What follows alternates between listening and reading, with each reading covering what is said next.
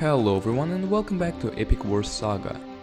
So, there are several things that I want to do today, and the first is I wanted to explain a concept that I personally didn't understand when I first started playing this game, the elements. So, here we have the 5 elements that units can be and also the 6th element, which is void. So let's say you have an element, or you have a unit, and that unit has one of these elements, and let's say for example it is a water element. So if this unit attacks another unit with a fire element, he's gonna do double damage to him, because water beats fire here.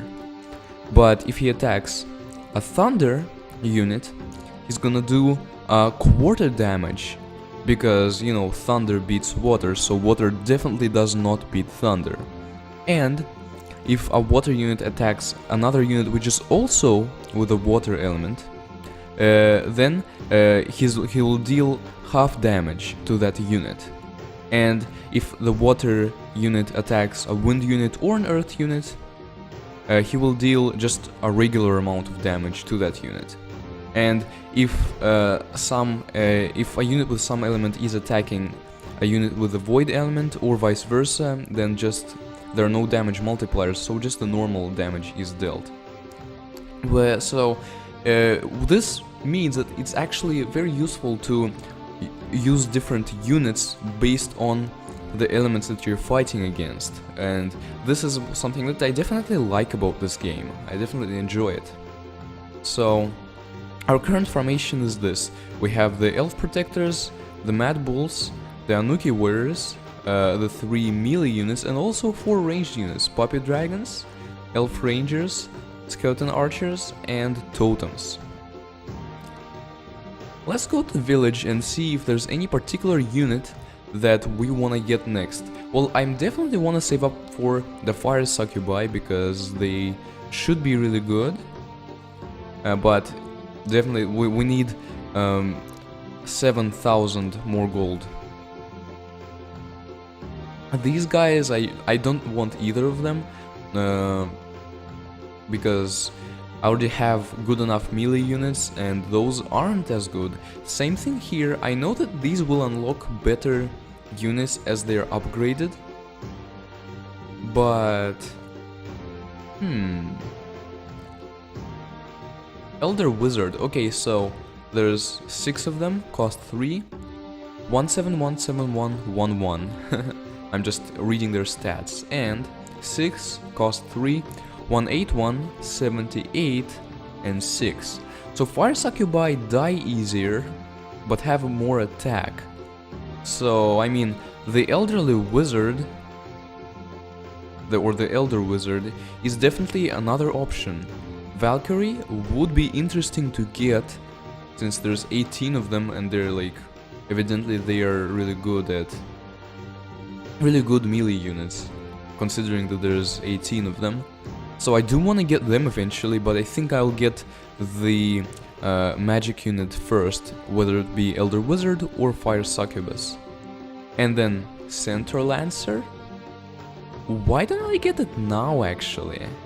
There's also the Centaur Archer, which would also be interesting to get. Okay, but like, I kinda wanna get the Centaur Lancer, but I'm also not sure how much I'll need him. So, for now, not gonna buy anything yet. We're going to Chapter 2. Vigraf the Red. Vigraf landed on our shores with a large army. Without so much as a warning, he has begun to move his hordes violently towards the north. We fear he's moving to the capital and we must stop him. But he was our starting hero. Can't we just tell him, dude, don't do this? Or did he just decide to betray us? But then he will not get to be in our awesome army.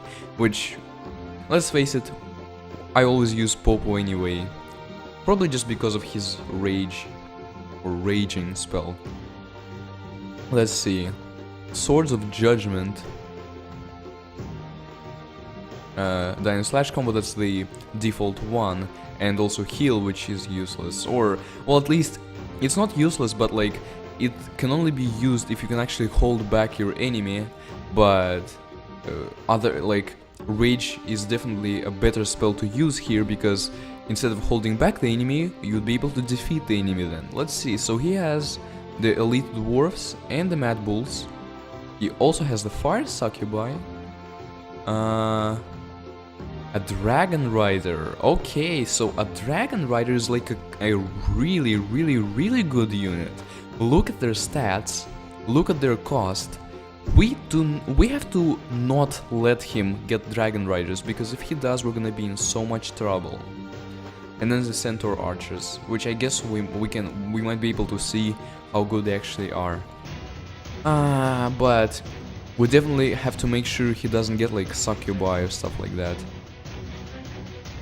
I'm gonna start out with some totems. He's using Mad Bulls, that is good, because I don't think they're gonna be good against totems. Let's see. I'm gonna hit them as well. Oh, that was unnecessary because they all died already. Rage, more totems. Rage, even more totems. Right now I'm just focusing entirely on totems. Okay, so gonna hit and use totems.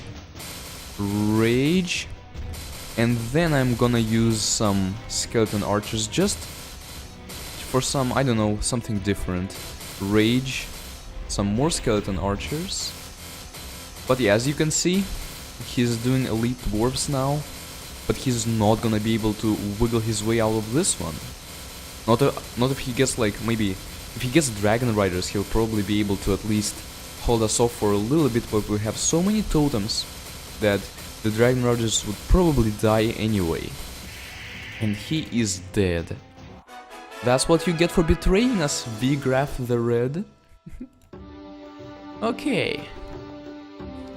So, Mission 2, Orcha Revenge. Orcha has managed to survive and has brought the might of his people with him. So, you know, they don't explain how he managed to survive. He's just like, well, we realized we made a mistake by killing off all of the orcs in the first 2 missions of the game. How about they actually weren't killed? Yeah, that's a weird explanation. Also, orcs have hobbits for some reason. Trolls, yeah, trolls don't care. Gorillas.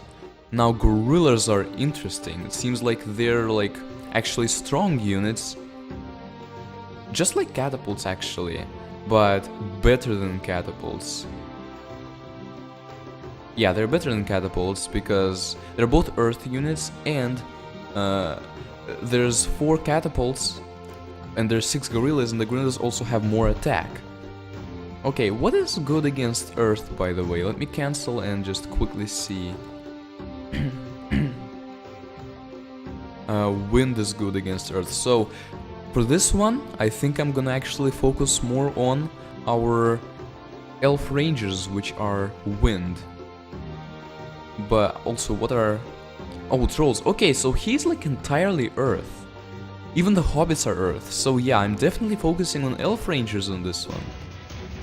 See, I like the game's mechanic of certain units are better against other units, because it wasn't really the case with the other Epic War games. Like, yes, there would be some differences of, you know, some units are actually better against other units, but it wasn't ever...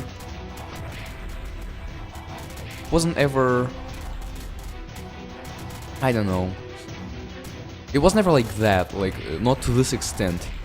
And, like, while I was trying to find words, we've already pretty much annihilated them, so... easy game. Rage, elf archers, I don't even care if I take damage, but he's stupid enough to just summon hobbits instead of saving up for something that can actually cause me trouble, like gorillas maybe. But even if he did that, I would still win with ease. I'm just summoning more and more elf archers, but I'm not even gonna be able to summon the level cap before he dies. So yeah, Orcha, I know that they decided to bring you back, but you still suck. Deal with it. This was very quick so far. Can we do mission 3 as well? Only the Brute. Okay, so there are rumors an incredibly powerful summoner has started an invasion. We were so sure these were just stories until scouts reported a mysterious demon Oni leading a hellish army against us. What is that hellish army? So there's elite dwarves, which we don't care about, mad bulls, whatever, succubi, dragon rider. Okay, so he has a fire dragon. And that fire dragon was pretty sure he was the hero from the first chapter. But you know us, you know that we will never let him use the fire dragon, that's the thing. So since this army is entirely consistent of fire, we're gonna use our water units, meaning elf protectors and totems. No need to use anything else. We're gonna use totems mainly, but if he forces us to use melee units, then we're gonna use some elf protectors too. So let's see, saving up for rage to then summon totems. And he's summoning mad bulls. Not the best decision. Like, I feel like we just fought against probably Vigraf, who also had mad bulls and dwarves and succubi, and he also chose to use mad bulls, and he also paid for it when he realized that my totems were just gonna completely annihilate his mad bulls. But now he has succubi, so let's go and kill his succubi. Okay, I'm actually dying extremely quickly, so I'm gonna go. Can you guys deal with this all by yourself, please? I think they can, actually. Even though the succubi are good, we have totems, and you know, even though, like, just comparing their stats, I think the succubi are gonna be better, but the totems are water